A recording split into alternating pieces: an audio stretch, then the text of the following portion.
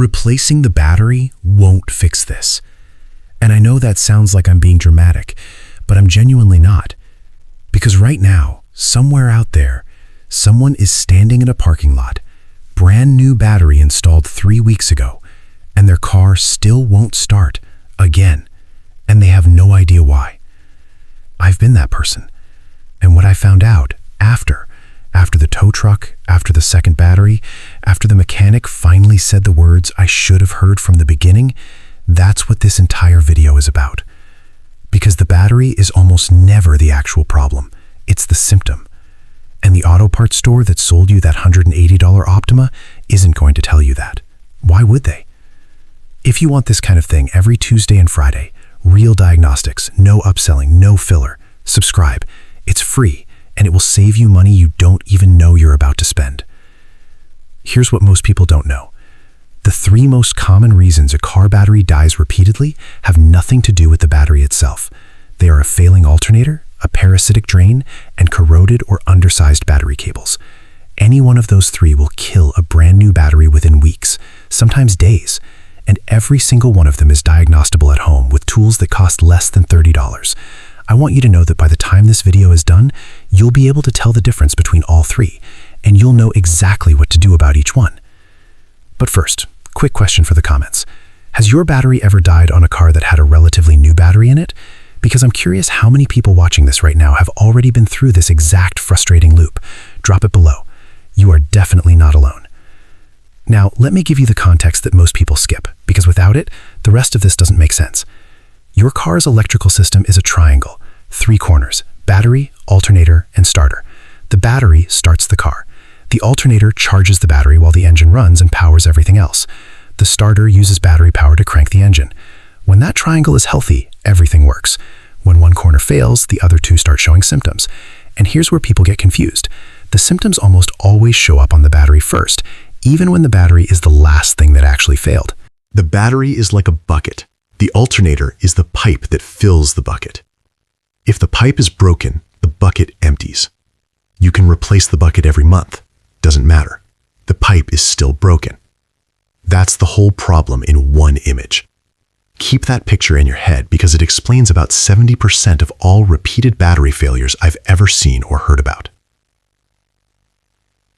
So let's start with the alternator, because this is where I personally got burned, and I don't want the same thing to happen to you. 3 years ago, I had a Honda Accord, 2014, about 88,000 miles on it.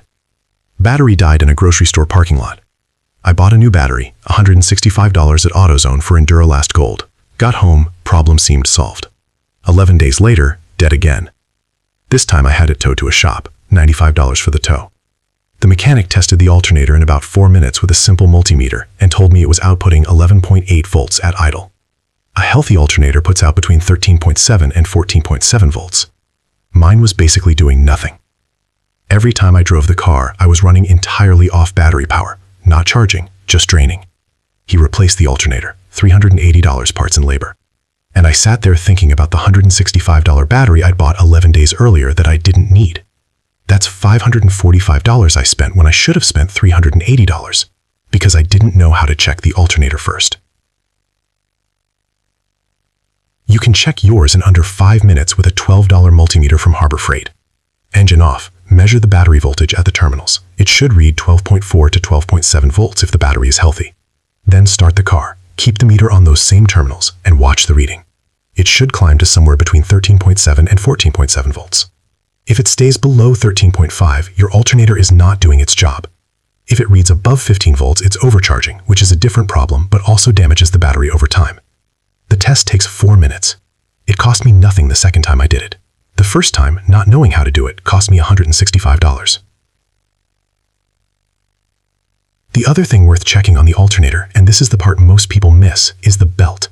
The alternator is driven by the serpentine belt.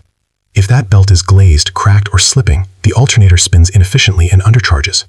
A serpentine belt replacement is $40 to $80 in parts, maybe $100 to $140 at a shop. A full alternator replacement on most common vehicles runs $300 to $550 at an independent shop, $450 to $700 at a dealership. The belt is worth checking first, always. It's right there in front of you when you open the hood. I'm about to tell you next is the one that took me the longest to figure out, and honestly, it's the sneakiest of the three. Because it happens while the car is parked, while everything seems off, while you're asleep. Parasitic drain. That's the term. And it's exactly what it sounds like. Something in your car is drawing power from the battery when the engine is off, when the car should be completely dormant, slowly pulling it down until there's not enough juice left to start in the morning. Think of it like a slow leak in a tire. Park at night with 30 psi, wake up with 6. The tire held air all day while you drove, but something drained it while you weren't watching. Normal parasitic drain on a modern car is between 20 and 50 milliamps. That's what all the little systems, the clock, the anti-theft module, the memory seats, draw when the car is sleeping. That level won't flatten your battery overnight. But a faulty module, a trunk light that stays on, a glove box light that never shuts off, a bad relay, an aftermarket stereo wired incorrectly, any of those can push that draw to 300, 400, 500 milliamps or more. At 400 milliamps overnight, a healthy 50 amp-hour battery goes from fully charged to dead in about 5 days. That's it. 5 days and you're stranded. I had a buddy who went through 4 batteries in 2 years. Every shop told him the battery was bad. Never once did anyone check the parasitic drain. He finally went to a shop that did a proper draw test. Turned out to be a trunk latch module that was staying active and drawing 380 milliamps constantly. The part cost $62. 2 years of frustration, 4 batteries at roughly $150 each. That's $600 in batteries for a $62 part. That still makes me angry when I think about it. Here's how you check for parasitic drain yourself. You need that same $12 multimeter set to DC amps, specifically milliamps. You disconnect the negative battery terminal, you put the meter in series between the negative terminal and the battery post. Then you wait. Most cars take 10 to 15 minutes for all the modules to go to sleep. Once they do, you read the number. Under 50 milliamps, you're fine. Over 100 milliamps, you have a problem worth finding. Over 200 milliamps, you're going to keep flattening batteries until you fix it. Finding which circuit is causing it requires pulling fuses one at a time while watching the meter. The second the reading drops, you've found your culprit circuit. Then you trace it from there. It sounds tedious, it kind of is, but it beats buying a 5th battery. The one thing I'll say, if you're not comfortable doing the fuse pull method, take it to an independent shop and specifically ask for a parasitic drain test. Not a battery test, not an alternator test, a parasitic drain test. Most shops will do it for $40 to $75 diagnostic fee. That is money genuinely well spent, because without that specific test, you're just guessing.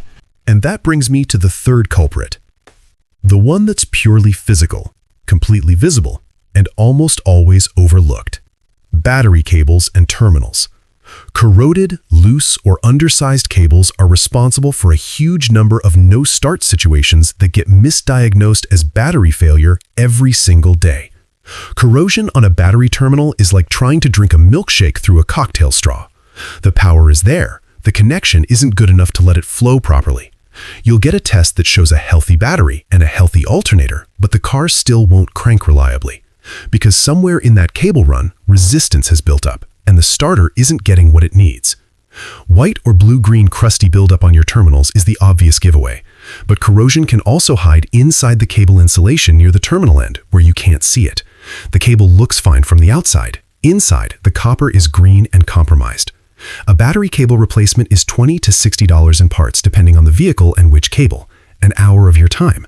I've seen dealerships charge $180 to $240 for the same job. Terminal cleaning is even easier. Disconnect the cables, negative first, always, and clean the terminals and posts with a mixture of baking soda and water, a stiff brush, and dry thoroughly before reconnecting. Then get some terminal protector spray and apply it after you reconnect. I do this every time I change a battery now. Takes 10 minutes. The difference in cold cranking performance on my current truck was noticeable, not subtle. The car cranked harder and faster on a battery I'd had for 2 years, just from cleaning the terminals properly. I've put all 3 of these diagnostics, the alternator voltage check, the parasitic drain test, and the cable inspection steps, into the free maintenance checklist that's linked in the description. No email required. Just download it, keep it in your car, and use it. It covers this and about a dozen other things that are worth checking every year. It's free. I want you to have it. Now let me give you a hierarchy, because if you're staring at a car right now that keeps killing batteries, you want to know where to start. Start with the alternator test. It's the fastest, it's the most common cause, and it's the cheapest to diagnose. 4 minutes with a multimeter. If the alternator is charging properly, move to the cables. Inspect the terminals visually, wiggle the connections, look for corrosion. If the cables look clean and tight, that's when you do the parasitic drain test. It's the most time-consuming of the three, so it's worth ruling out the other two first. One more thing I want to mention, because it trips people up. Battery age matters even when the alternator and cables are fine. Most car batteries have a realistic lifespan of 3 to 5 years under normal conditions. AGM batteries, the absorbent glass mat type that's in most modern cars and stop-start systems, tend to last 4 to 7 years, but cost more upfront. A standard flooded lead-acid battery at AutoZone or O'Reilly runs $95 to $165.